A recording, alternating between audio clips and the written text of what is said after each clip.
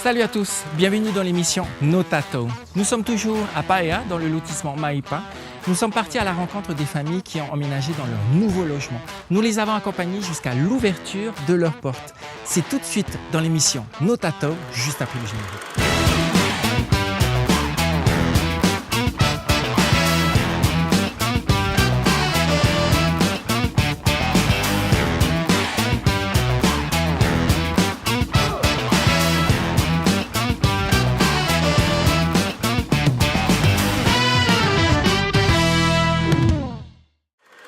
Dans le précédent épisode de Notato, nous avions découvert l'Office polynésien de l'habitat et ses actions. Nous avions pu recueillir les réactions de son directeur, Monsieur Moinet Blanchard, après le visionnage du premier épisode. Nous avons aussi pu faire la connaissance de la famille Rochette et avons eu un aperçu de leur quotidien. Dans ce nouvel opus de Notato, nous continuerons sur notre lancée et découvrirons notamment les juniors de la famille Rochette qui ont bénéficié de logements au sein de la résidence Maipa. Cet épisode se place sous le signe des liens entre parents et enfants et la prise de responsabilité de ceux-ci au moment de quitter le cocon familial. Nous passons maintenant le relais à notre présentateur préféré, Jerry, c'est à toi. Nous sommes dans un quartier de 55 logements, de F3, F4 et F5.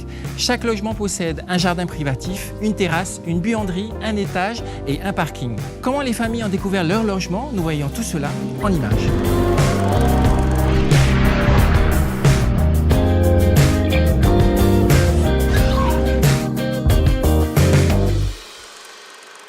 Maintenant que l'euphorie des premiers jours est passée, nous avons pu rencontrer les jeunes couples. Nous en avons profité pour leur poser des questions sur les changements qui ont été opérés. Dites-moi, quels sont les avantages d'avoir sa propre maison? Comme toute personne qui entre dans la nouvelle maison, c'est vraiment une grande joie. Moi et mon mari, on a pleuré de joie, de soulagement. Et on a vraiment remercié le Seigneur pour ça.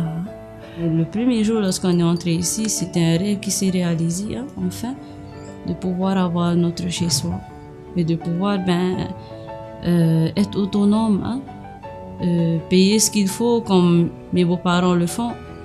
Lorsque nous étions tous là-bas, je sais que c'était pas du tout évident pour eux. On était tous sous leur charge. Aujourd'hui, on s'est séparés, on va dire, du nid. On est en train de créer notre nid à tous les deux et plus tard, il y aura des enfants qui vont venir et on va devoir aussi se serrer les coudes pour pouvoir subvenir aux besoins du foyer. J'étais en train de regarder un peu le plafond de partout et je me disais que ça y est, on est chez nous. Et tu vas plus entendre les parents dire fais ça, tu es indépendant maintenant, ça y est. J'étais contente, j'étais toute excitée à l'idée de l'avoir.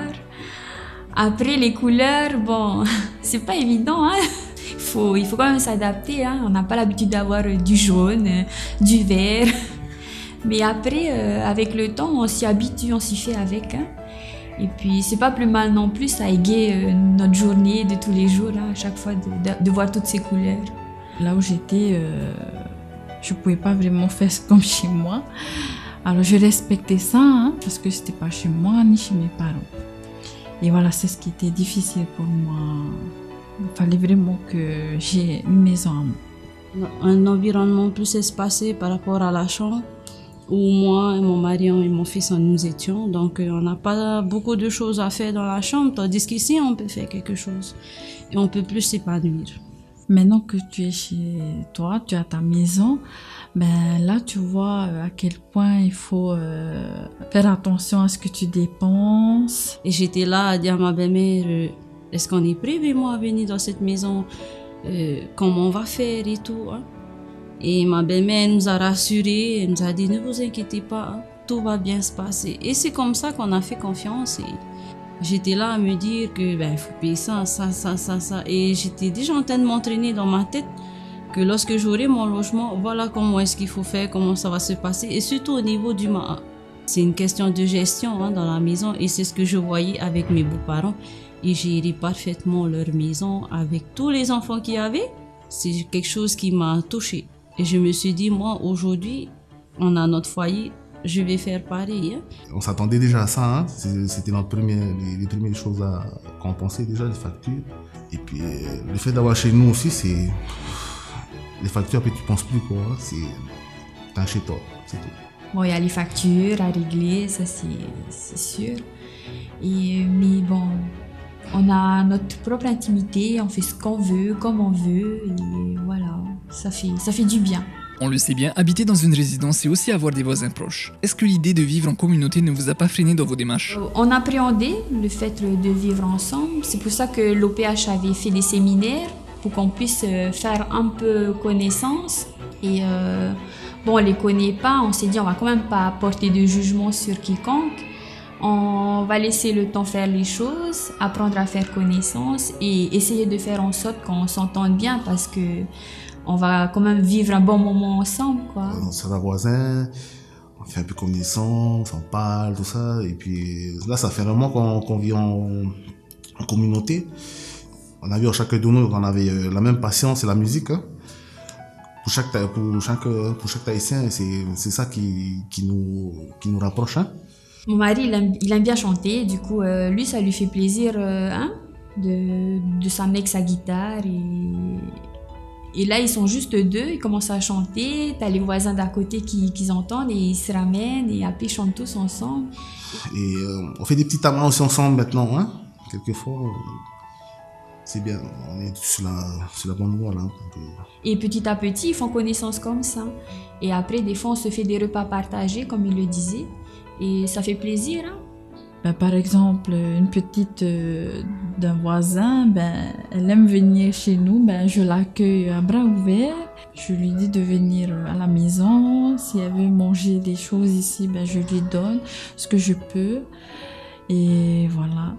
Et quand les parents la cherchent, et je lui dis, elle est ici, elle est chez moi, ne vous inquiétez pas. Pour moi, ça, c'est une vie en communauté. En parlant de communauté, est-ce que la famille ne vous manque pas? C'est vrai qu'on mangeait en famille, tout ça, mais il y avait tout le monde, tu vois, il y avait tout le monde à table. Et là, le fait qu'on ait que moi, ma femme et puis ma petite, on est bien, on est en famille, on est vraiment en famille, puis on discute mieux, on discute de tout. Hein, on a eu l'habitude de dormir de l'autre côté, hein, avec toute la famille, changer du jour au lendemain le cadre, d'être dans sa propre chambre, dans sa propre maison. C'était un peu bizarre au début, mais on s'est vite adapté. On s'est très vite adapté.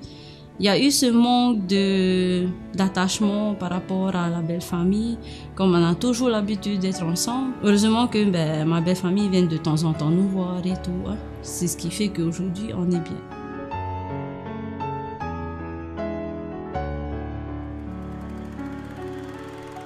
Nous poursuivons nos rencontres avec les familles de Maïpa et on se retrouve à la fin de l'émission.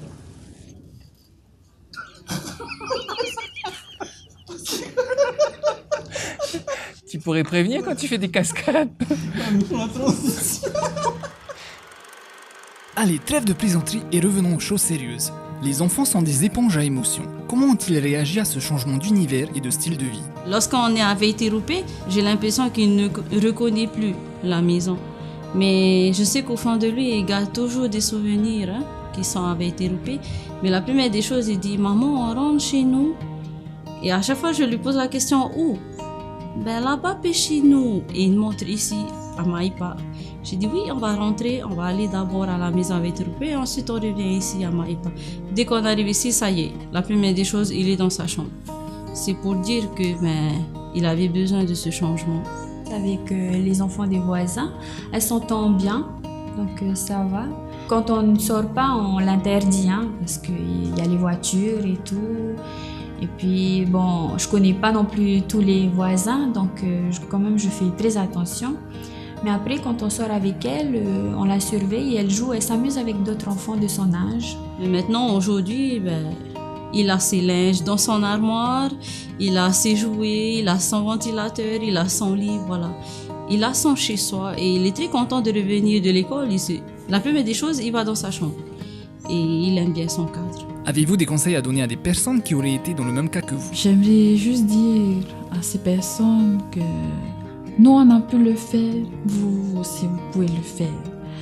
Parce qu'on a commencé bas aussi. Et voilà, avec beaucoup de patience et beaucoup de responsabilité aussi. Voilà, on a pu avoir ce qu'on a aujourd'hui, une maison. Il y a des papiers que tu dois faire, tu dois attendre 1 mois pour l'avoir. Et après, le temps d'attente, c'est pas évident. C'est vraiment pas évident. Et des fois, tu perds espoir, tu te dis que tu n'auras jamais, cette maison, tu n'auras peut-être pas l'aide du loyer. Mais il faut pas lâcher, il faut continuer à y croire. Et quand on veut, on peut. Peut-être vous avez attendu 15 ans, 20 ans, 30 ans, mais vous l'aurez cette maison. Moi, je m'y attendais pas du tout. Mais avec mes prières, je faisais confiance à Dieu. Il m'a donné cette maison. Et pourtant, je n'ai pas le moyen de pouvoir payer ce loyer. Mais on fait confiance au Seigneur. Et comme je l'ai dit tout au début, qu'on est des travailleurs, il faut travailler pour pouvoir payer ce loyer. On nous a donné cette maison, maintenant il faut tenir notre part de responsabilité aussi. Faut pas, parce qu'on a donné la maison, ça y est, on relâche tout. Non, au contraire, il faut travailler encore plus. Donc j'aimerais dire à ces gens-là de tenir bon, de ne pas lâcher.